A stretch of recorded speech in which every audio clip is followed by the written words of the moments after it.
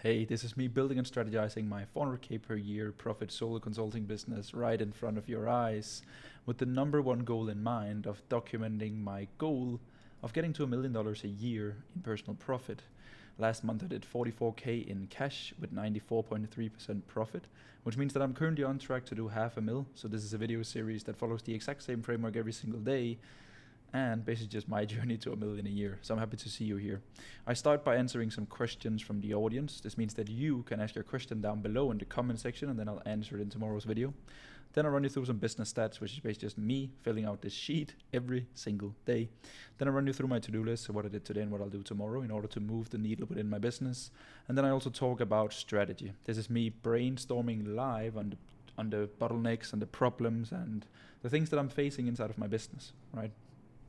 I have taken 2 of my previous coaching businesses to $1 million a year, which is more than 100K per month, right? But it was with a very large team, little overhead.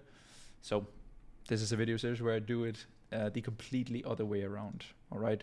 The channel you're watching right here is my daily updates, which is also the one you can comment right below, just like Dino and Daniel has done right here. Because I find comments that I haven't interacted with, because those are the new ones. And then I get to help them in real time, and hopefully you will also learn something. So cheers. Thanks for the answer. I got you, bro. Here's some more context. Actually, my 7 to 10K a month mainly comes from one client that I work with on a percentage basis, because we generate about 25 to 30,000 euros a month with my client. Well done, bro. So I don't really sell that much, as I only have one main client.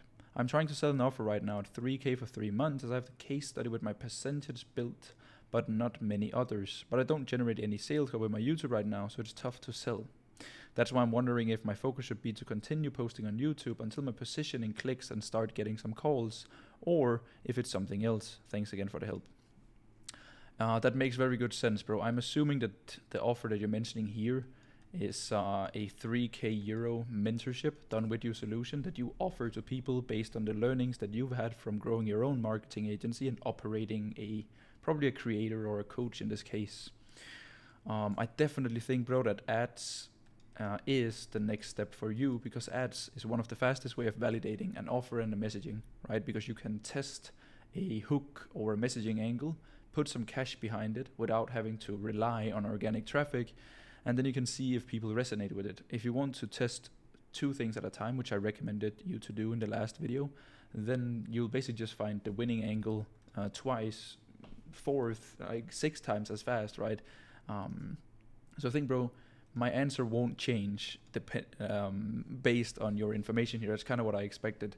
So definitely start ads, continue YouTube and organic short form, post Instagram stories based on get a handful of people in on this 3K offer, bro, and then raise the price. I sold a 7.5K beginners offer to beginners, so like how to start a marketing agency. So you can definitely charge a lot more. So here's what I would do, bro. First, you want to get 5 people in on the 3K offer. Then when you've gotten those 5 people in, that should be your main focus. Then you basically take the feedback that you get from these people, and then you turn it into B2. So you make a program, so just to give yourself some leverage, and then you can always add one-on-one, and you can add group, right? And then what you want to do is that you want to increase the price. So this is what I would do if I were you, bro. I would allocate with a price of 3K for 3 months. I'll probably add 2K, 2 to 3K in ad spend over the next 3 months of finding these 5 people. All right, so that's what I would do, bro. Then use the 15K that you collect here, and then you can take, let's say it's like 12 or 13K profit, right? But I would probably allocate 10K at least to reinvest back into the business and ads, and then start allocating 2K per month for the next 5 months, and then just scale with the new offer, proven offer, where you have done with you cases and bunch of feedback and just like case studies, you know. So absolutely amazing, bro. You will absolutely enjoy this period. It's very exciting. So I wish you all the best, bro. Let me know if you have more questions. Daniel says, thanks for the reply. Of course, bro. How do you come up with content ideas in a sustainable way? I feel like when I try to come up with them, I feel a huge resistance. It's because, bro, I don't sit down and come up with content ideas. Content ideas come to me because I fix the problems of my clients, right? What people usually do is that they set themselves a timer, or like they block out time in their calendar to basically create content. And that puts you in a forced state of creativity, which is a place you don't want to be. Whereas I've realized that the best ideas that I get is from answering my clients' questions. And because they had a question means that my followers probably have the same question, my audience, which means that if I can create a content piece that solves that question, that problem, then I have the perfect content piece. Because a content piece, bro, you should always create content with the one goal in mind of fixing a person's problem, right? So you start with the problem, then you come up with the solution, and then you create the content piece on the solution to the problem, and then you format it, right? You write it formally for LinkedIn. You make a long form video for YouTube. You make 3 to 4 sequences for a story, and you write a 180 word script for an Instagram reel, right? So bro, try to flip it around, going from creating content to solving problems for clients, and then turning that into content pieces, right? I hope that helps, bro. And then, bro, just have a saved folder on your phone when you scroll IG Reels for inspiration, work. Have that saved folder there with like ideas that you like, and then also create a list of 8 to 10 people that you take inspiration from, and then you can go through their best performing content and then find hooks or angles or topics that you can use in your own content. So solve your clients' problems, right? Solve your clients' problems. Have a list of inspiration and have a saved folder on Instagram with all the best pieces of content that you stumble upon. That's what I would do if I were you, bro. From all your mentors, what were the things that you liked the most, disliked the most, and if you could pinpoint one specific thing in them or their process that got you to where you are, what would that be? This is a really good question. I think I've spent $70,000 or $80,000 on mentors since I started my business journey. So I've worked with quite a few. I've also worked with some very big names, and I've worked with some smaller ones. I've worked with health and stress coaches. I've worked with business coaches. I've done a lot. So this is the rule set that I have for myself for buying mentors. I always buy, what am I writing here? Sorry. So I always buy one-on-one coaching. It has to have some sort of one-on-one, or else I'm not buying it. You realize that business and business advice is the best when it's applicable to your business, right? A good example is just how I help Dino. It's like I can give the guy some generic advice on how you typically would scale from 10 to 30, but the only thing that matters is Dino's business, how Dino likes to run his business, his clients, his offer, his resume, his strong points, his weak points, his goals, his dreams, all of these things, right? And there's no right or wrong answer in that case. It all depends on the person. So I've realized that I only buy mentors that can offer some sort of one-on-one. If not, I'm not gonna buy it. All right. So one-on-one is extremely, extremely important for me. Then student results. I look at my mentor's student results and I don't give a shit, because the only thing that matters is if the person has done it themselves and what way that they've done it. That's the only thing that I care about. I don't have to, I have this amount of student examples. I don't care, because I know that if that guy could do it, so can I, but only if I'm willing to do as much work as he did and sacrifice as much. So I look very much at the person itself, not so much their students. So like, what has he done? And not only what has he done, but also method, right? So like, how did this guy get here? Yeah, maybe that person makes 200K per month, but if he did it selling gambling affiliate with a team of 15, I would never ever want to make 200K per month if that was the road there, if I had to do these things, right? So I of course look at where they are revenue wise, and I find someone that is 2 to 3 steps ahead of me. And then most importantly, I look at the method and the vehicle that they use to get there, because that means more to me than anything, right? Do I see myself in this? And then I look at personality. Like it's very, very important for me that I find someone that aligns with my values, you know, their values when it comes to, let's say, religion, let's say to how you treat other people, your messaging, these kind of things, right? I would never buy something from someone, for example, that flexes, watches, yachts, girls. Like, it's all good, man. Like, you do you and you live your life. I will never ever tell people what is right or wrong. But I just won't. That's not something for me, right? So personality is important. So I prioritize one-on-one access.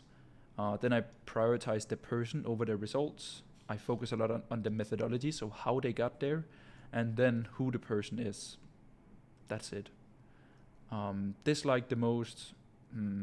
I think this right here answers it, and then the opposite is just the dislike, right? And the reasons why I got where I am now is because of me.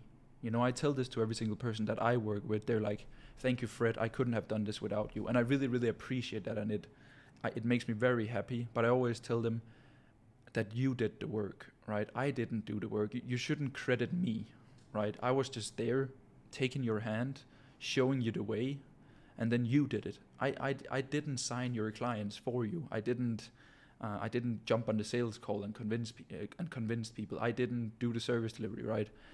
It's important to understand that you are always the person to thank. You are always the person to credit, both when things are going extremely well, but also when they suck. It's always your fault. That's a very good view to have upon life, I would say, and business especially.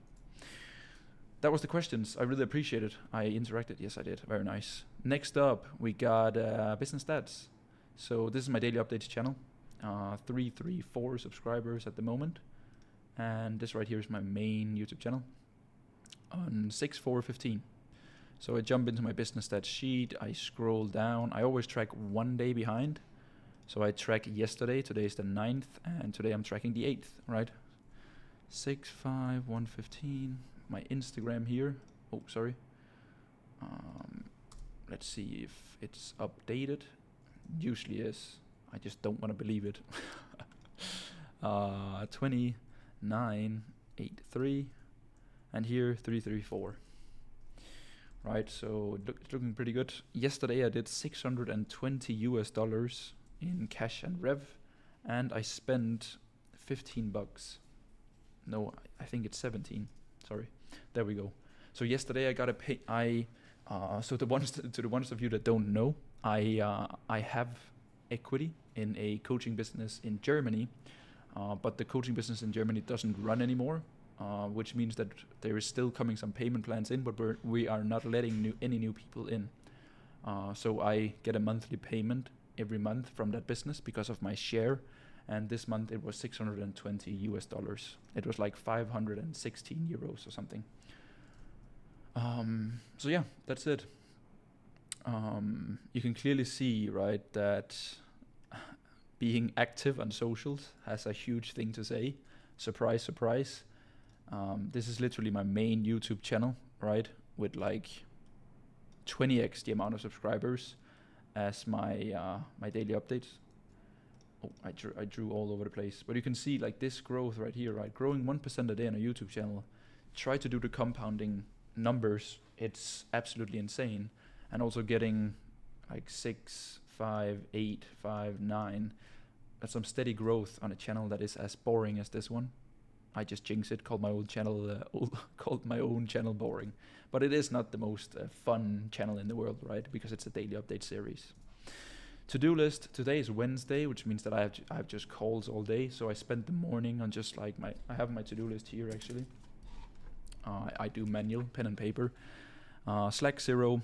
I wrote a big announcement out for the Digital Coffee Squad, the people that I work with. I did a storyline on IG for my fitness marketing agency, where we work with fitness coaches. I posted my pin post for IG and wrote it all out. Then I did some boring stuff that I can't say because it's financial wise. And then Slack 0 client work. So today's been a good day. And now I just have calls from like 1 p.m. and then the next 7 hours. So it's one of those days, which is fine. For strategy, I have a call in 10 minutes. I'll just like run you through something interesting that I'm starting to see in my daily updates channel. This is how I view content, by the way. So it's I think it's pretty nice right here. So let's do the last 7 days. So what I want you to pay attention to is views versus watch time. I am a big fan and advocate of watch time, right? Because I know that it takes me 30 minutes to do one of these videos with recording, packaging, and uploading. Packaging is title, thumbnail, and intro, which kind of like goes into recording, right? So like title, thumbnail, and then also like uploading, writing the description, these things. So I know that I'm spending 30 minutes every day, right? And you can see that, for example, 3rd of July, I got 137 views, 452 Friday, and then like I had this period of like more views than usual. You can see, yeah, you can. And then it's slowly dropping off. But what is interesting with watch time, right, is that, let's do the 4th, for example. So Friday the 4th here, right, I'm getting 452 views, which is exponentially higher than the day before. But the watch time here, right, it also goes up.